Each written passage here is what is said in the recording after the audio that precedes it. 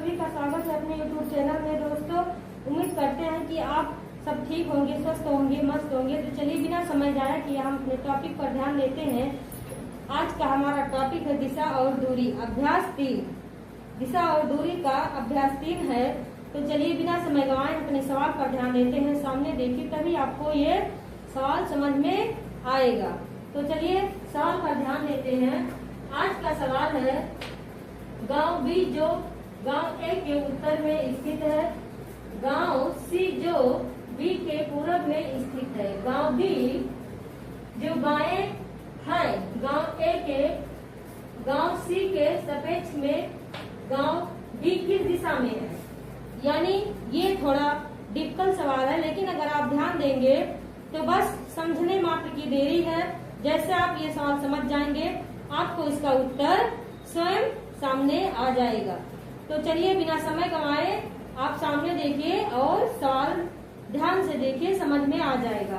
तो सबसे पहले हम अपनी 4 दिशाएं बनाते हैं, उत्तर, पूरब, दक्षिण और पश्चिम।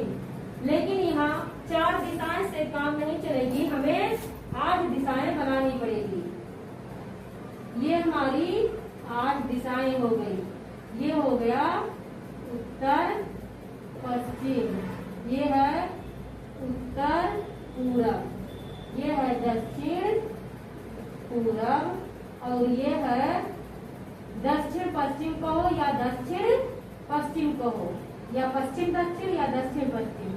तो ये है दक्षिण पश्चिम। ये हमारी 8 दिशाएं हैं। तो क्या सवाल कह रहा है, ध्यान दीजिए कि कैसे ये सवाल लगेगा। तो सवाल कह रहा है, गांव बी जो गांव ए के उत्तर में है, यानी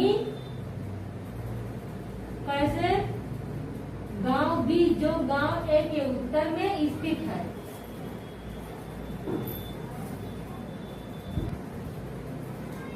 तो बिना समय गंवाए ध्यान देते हैं कि कैसे सवाल हल होगा। सामने देखिए, तभी आपको भी क्वेश्चन और सवाल दोनों समझ में आएगा और पढ़ाने वाला भी।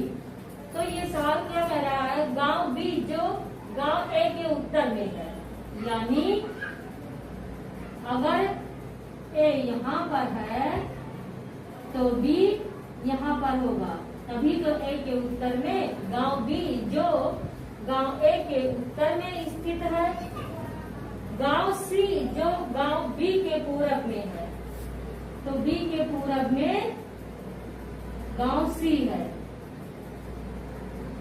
तो देखिए, गांव सी जो गांव बी के पूरब में स्थित है, गांव बी जो बाएं है, यानी स्थित है गांव बी जो बाएं है गांव ए के बाएं, यानी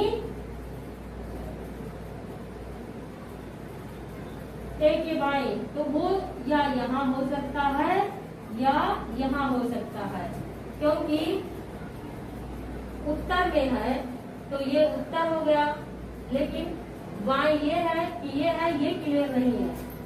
तो क्या है, गांव ए के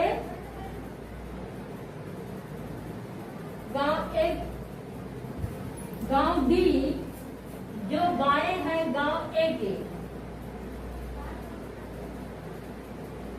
गांव सी के सापेक्ष में गांव डी किस दिशा में है। तो इस तरह से हमारा सवाल होगा।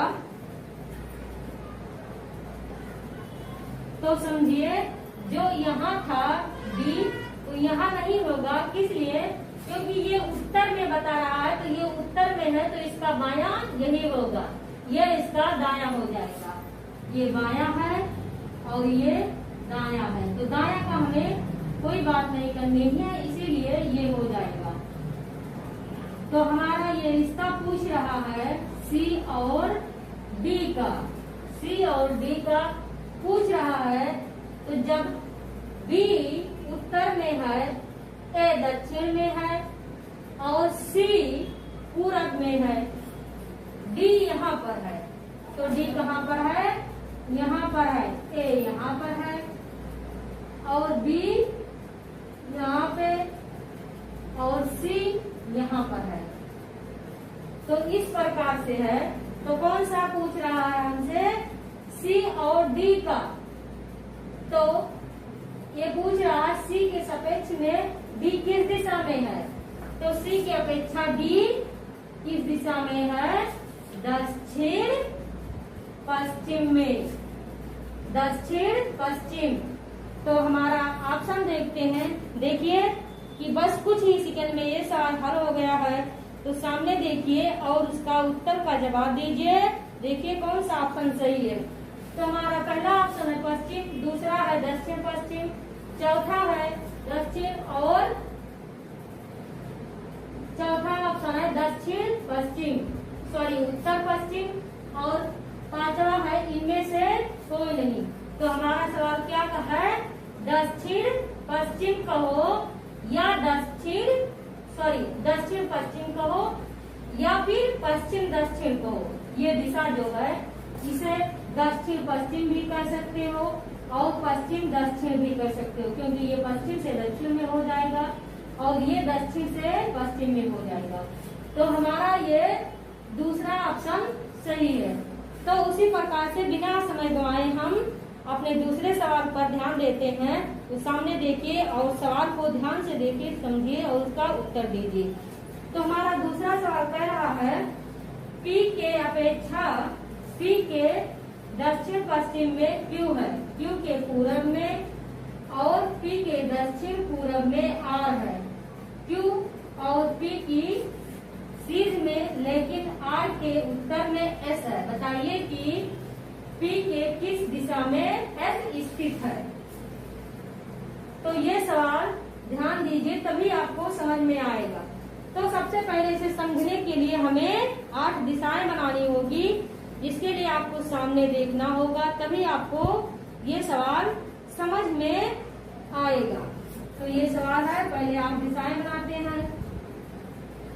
ये 8 दिशाएं हो गया, ये उत्तर, दक्षिण, पश्चिम और पूरब। ये है उत्तर पूरब, ये है दक्षिण पूरब और ये है दक्षिण पश्चिम, ये है उत्तर पश्चिम। ये हमारी 8 दिशाएं हैं।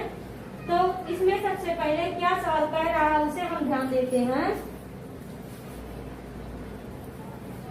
तो देखना ये है कि हम बिना समय गंवाए सवाल पर ध्यान देते हैं, टॉपिक पर ध्यान देते हैं। तो सामने देखिए और सवाल को हल कीजिए। तो क्या कह रहा है, P के दक्षिण पश्चिम में Q है, यानी अगर P यहाँ है तो उसके दक्षिण पश्चिम में, दक्षिण पश्चिम कहाँ होगा, दक्षिण पश्चिम यहाँ नीचे, P के दक्षिण पश्चिम में Q है, तो Q यहाँ कहीं होगा। Q है, Q के पूरब और P के उत्तर पूरब, P के दक्षिण पश्चिम में Q है, यानी ये P है। ये 4 दिशाएं पहले है, ये P हो गया,